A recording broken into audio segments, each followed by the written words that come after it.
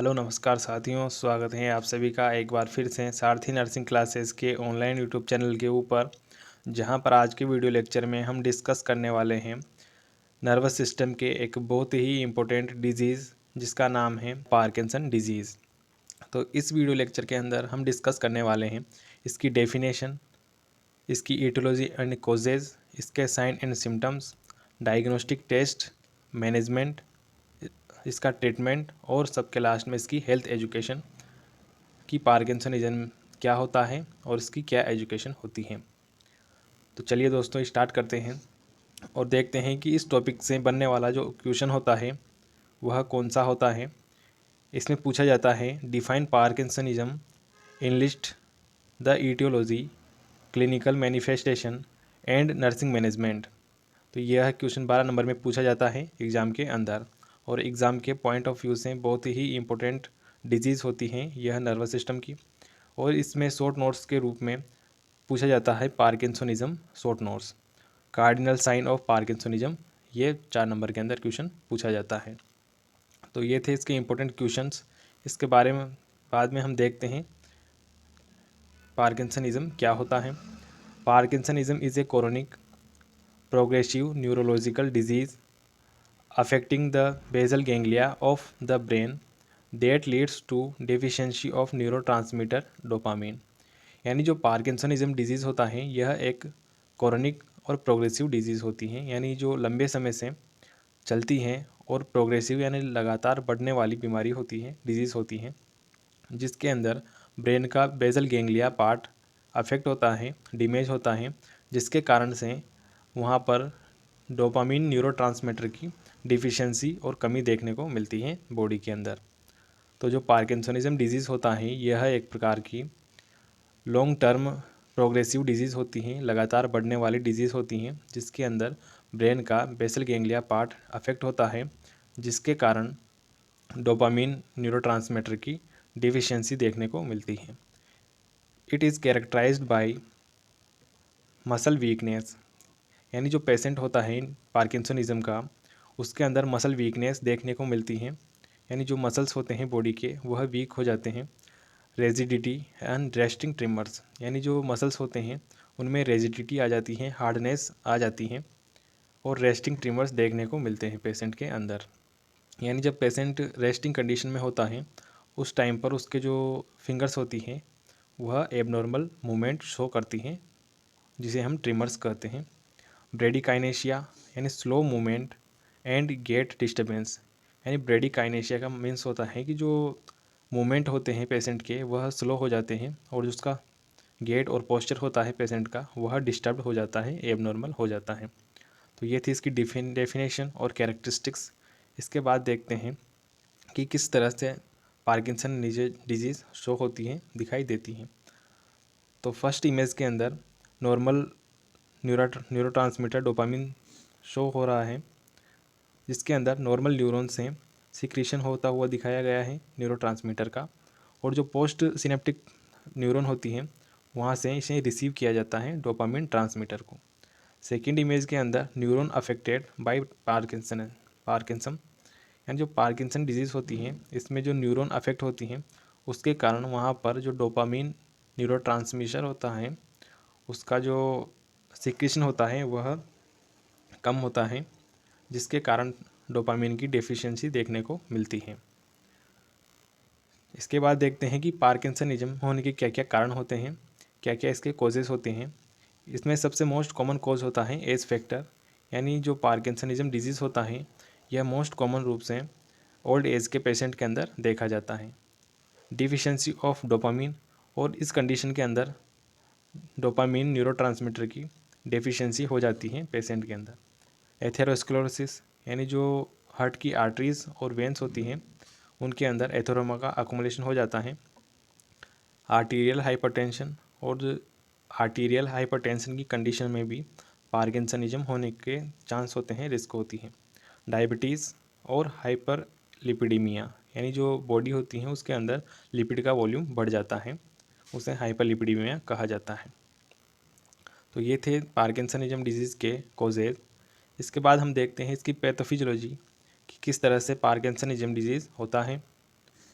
इसमें अननोन कोज यानी किसी अननोन कोज के कारण deterioration of neurons in region of brain substantia nigra, यानी जो अननोन कोज के कारण ब्रेन का जो पार्ट होता है सबस्टेनिया नाइग्रा, वहाँ पर न्यूरॉन्स का डैमेज होता है, हो जाता है, जिसके कारण decrease secretion of dopamine, decrease secretion of dopamine neurotransmitter, और जो डोपामीन न्यूरोट्रांसमीटर होता है उसका सिक्रीशन डिक्रीज हो जाता है, कम हो जाता है, जिसके कारण बॉडी के अंदर डोपामीन न्यूरोट्रांसमीटर की कमी हो जाती है और जो इम्पल्सेस का ट्रांसमिशन होता है वह अल्टर्ड हो जाता है, जिसके कारण मूवमेंट में डिस्टर्बेंस हो जाता है और वहाँ पर ट्रिमर्स, रिजिडिटी और एकाइनेशिया देखने को मिलता है।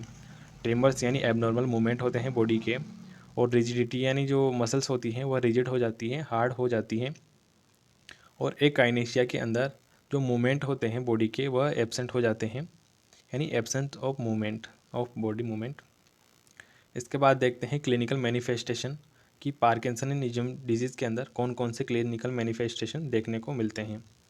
तो इस कंडीशन के अंदर 3 क्लासिकल फीचर्स देखने को मिलते हैं, जिसमें सबसे पहला है ट्रिमर्स, यानी जो एबनॉर्मल मूवमेंट होते हैं बॉडी के फिंगर्स के, वह ट्रिमर्स होते हैं, जिनमें जो पिन रोलिंग ट्रिमर्स होते हैं, यह इसका क्लासिकल और कार्डिनल साइन होता है।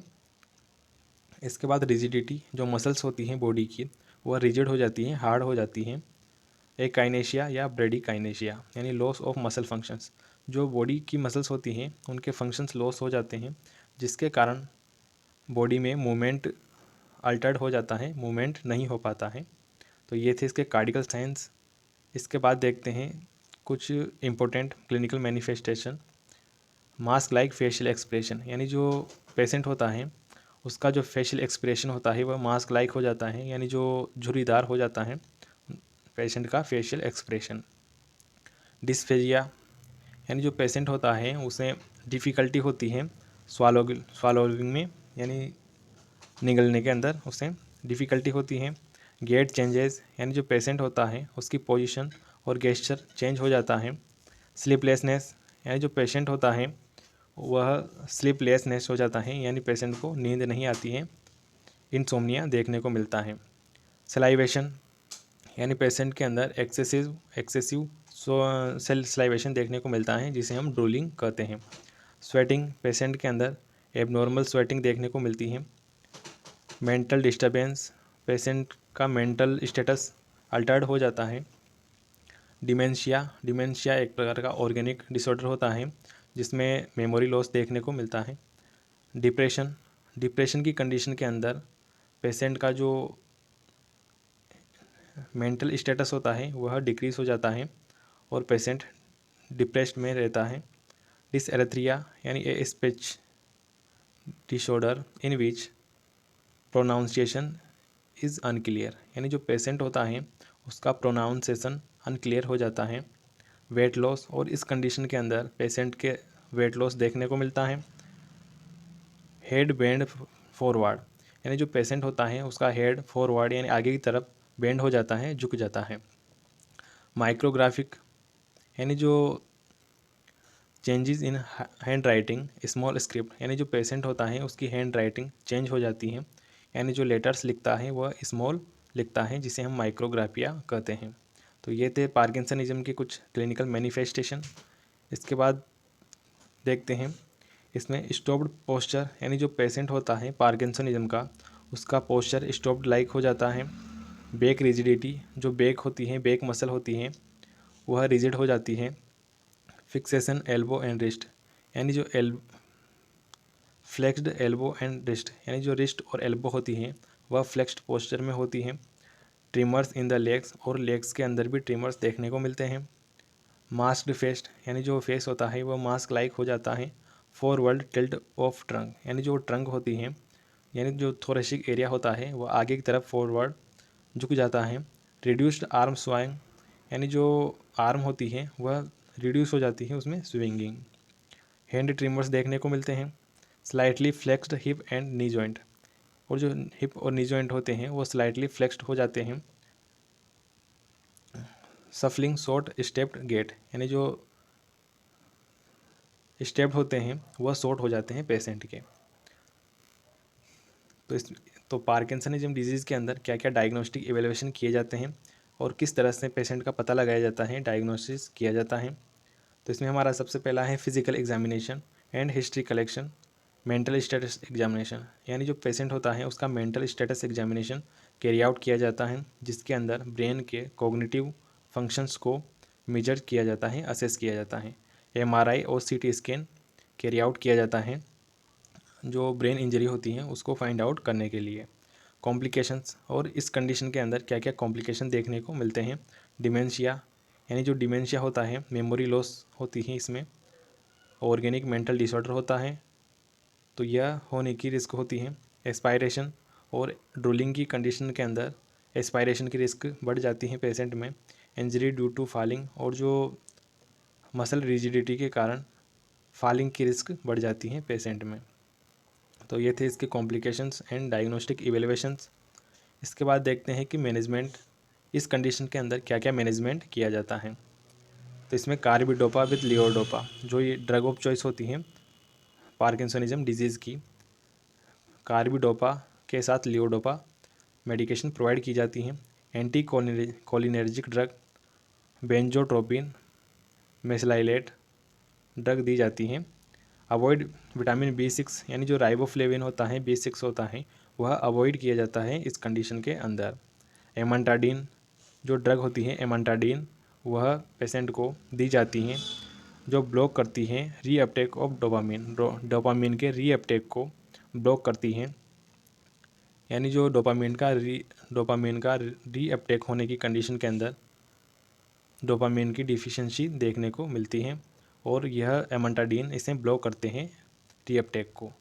तो ये था इसका मैनेजमेंट। इसके बाद हम देखते हैं नर्सिंग मैनेजमेंट। हेल्थ असेसमेंट, सबसे पहले पेशेंट का हेल्थ असेसमेंट किया जाता है। प्रोवाइड स्टूल सॉफ्टनर्स, और इस कंडीशन के अंदर कॉन्स्टिपेशन देखने को मिलता है, जिसके लिए स्टूल सॉफ्टनर्स प्रोवाइड किए जाते हैं पेशेंट को। प्रोवाइड एक्सरसाइज डेली, यानी जो पेशेंट होता है उसे एक्सरसाइज के लिए इनक्रेज किया जाता है और एक्सरसाइज की टेक्निक्स सिखाई जाती हैं। मेंटेन फ्लूइड इंटेक, और पेशेंट को फ्लूइड इंटेक को मेंटेन करने के लिए इनक्रेज किया जाता है।